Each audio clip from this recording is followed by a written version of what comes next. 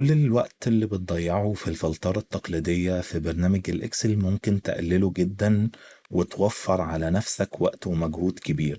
تعال أقولك على طريقة هتخلي الفلترة بتاعتك من الشكل ده للشكل ده. كل اللي عليك هو إن أنت هتروح تختار البيانات بتاعتك وتضغط كنترول تي وتضغط اوكي. بعد كده هتروح من التابة الخاصة بالتيبل ديزاين وتختار insert slicer وتختار الأعمدة بتاعتك اللي انت عايز تعمل لها الفلتر اللي انت محتاجه وهتضغط اوكي.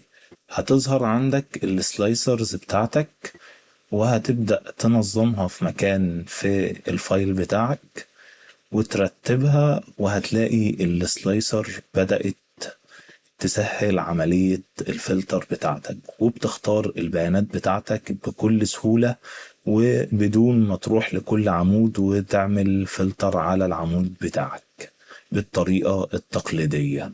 وبكده أكون سهلت عليك عملية الفلتر. في فيديو أنا اتكلمت فيه عن مميزات الإكسل تيبل، هسيب لك اللينك بتاعه في أول تعليق. وتابعني الفترة الجاية عشان هنتكلم على تيبس مهمة جدا في برنامج الإكسل هتوفر عليك وقت ومجهود كبير.